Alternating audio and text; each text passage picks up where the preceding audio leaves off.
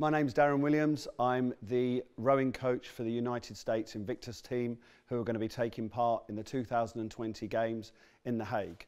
Rowing is an event that is accessible to athletes with disabilities that are obvious, like amputees, and those who are able-bodied but also carry a disability.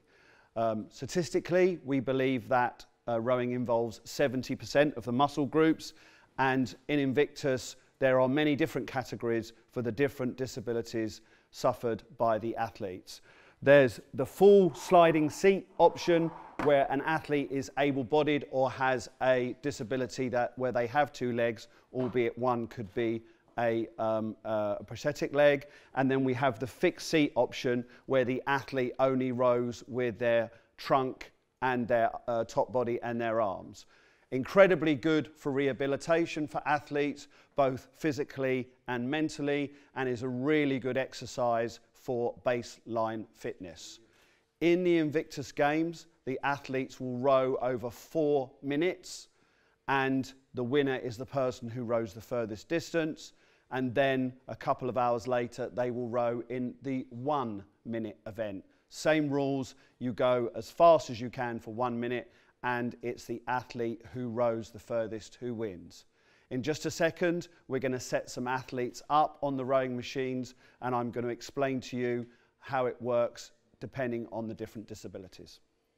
So, with an athlete with any sort of restriction, it's really important that the coach helps them get onto the machine, but at the same time listens to the athlete and makes adjustments based on the specific needs of the athlete.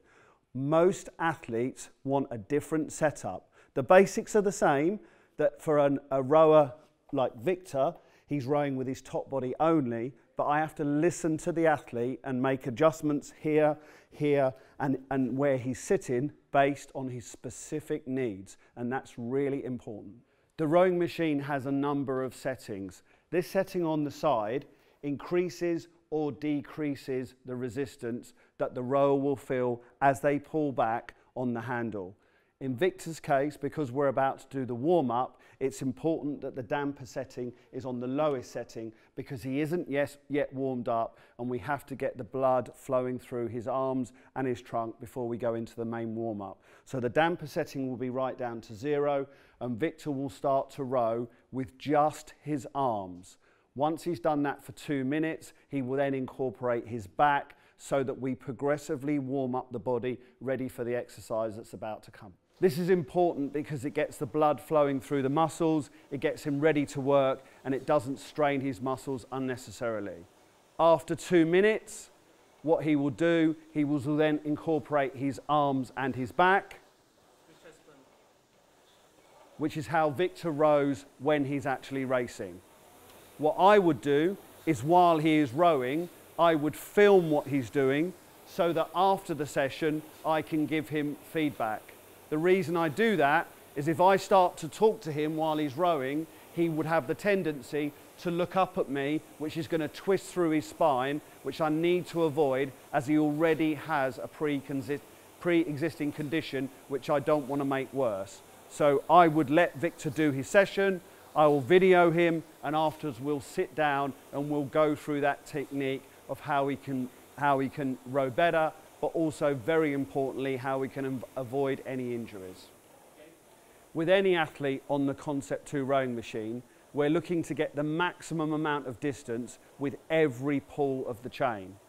2 of the issues that we picked up yesterday with Victor is that if he holds the handle too tightly, he doesn't get the maximum amount of distance when the chain comes forward. So what we worked on yesterday, and you may be able to see now, is if he grips too tightly in the forward position, he's restricted of how far the chain goes forward.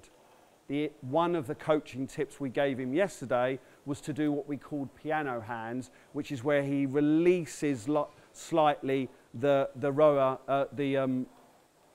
handle as it goes forward, and he starts to increase the distance, and therefore the chain becomes longer. This is something we worked on yesterday with Victor, and I can look at the data live and see the difference that it immediately makes. But always in the back of my mind is, can he physically do that? And Victor can, and we can gain extra meters in his rowing technique. So at the other end of the chain, the other end of the process, Victor was pulling the handle but stopping short of his chest, and so at the other end of the pull he was also losing distance in the chain.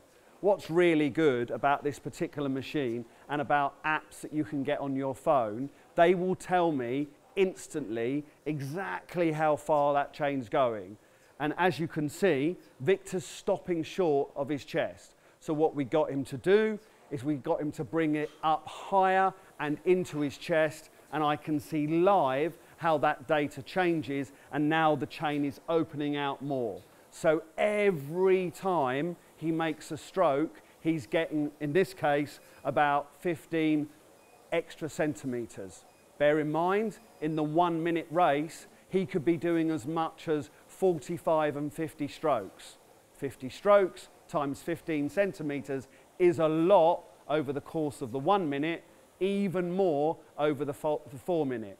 So what we're doing here, we're trying to find him extra centimeters in every single pull so that he can have a chance of really competing at a high level when we get to the Invictus Games. Okay, so what we're going to do now is we're going to show a bit of a contrast between an athlete who rows in a restrictive class and an athlete who, despite having injuries, rows in an open class. The warm-up is kind of the same format. It's going to last 10 minutes, and the idea is it progressively warms up the body and gets ready for the exercise. So the athletes will start rowing arms only. So even though Josh can row with his legs, he rows first of all with arms only. No back, don't forget, no back, no back. They would normally do that for 2 minutes, and then after 2 minutes, they both do arms and back. Arms and back. Arms and back. Gently, gently, gently. So after 2 minutes, whilst Sergey will carry on arms and back, Josh will now very incrementally start to use the slide on his seat. So what he does first is what we call a quarter slide. It's a slight bend in his knees, and this again is bespoke to every athlete because they have different flexibilities in their knees, but they all understand that expression, quarter slide. After another 2 minutes, Josh would then go to half slide. It does what it says on the tin. He starts to come down the slide as his legs become more warm and ready for exercise. After a further 2 minutes, he then goes 3/4 slide. So he's coming all the way, he's coming 3/4 of the way up the slide as he gets progressively more ready to exercise. And then the final 2 minutes is when he's at full slide. He's effectively rowing as he would in a race. Now we get to the position of the warm-up where we go high intensity and we start to row a bit faster. All the time I'm looking at the data on the screens, which is telling me how hard the athletes are working. I can see at what power they're pulling, and I can gauge their intensity. The last bit of the warm-up will be 6 or so seconds at a racing pace. So just a high intensity, just so they're ready to exercise, but we would do this after we're satisfied that their body is completely ready for the session that's about to come. We do the same sort of thing in reverse at the end of the session in our cool-down session before we stretch with the athletes. The hardest thing for me as an Invictus coach is to balance the fact that the athletes have to do more, or they are doing more than one event. So as well as rowing, Victor and Josh have other events to compete in. So they have to balance their training. However, ideally for me, they should be rowing 3 times a week, and those sessions should change in intensity.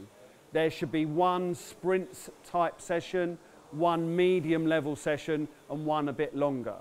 One of the things to note is there is a recent study saying the longer, more intense rowing sessions do put a strain on your lower back if you don't do a technique correctly. So it's very important from a coach's point of view that we monitor what the athletes are doing, we're constantly checking their technique, and we're asking them to feed back around muscle soreness, particularly in the lower back area. For someone using a full slide, there is a strain on the lower back, and obviously for Victor, he's only using his arms and his trunk. So he's going to be putting additional strain on his lower back.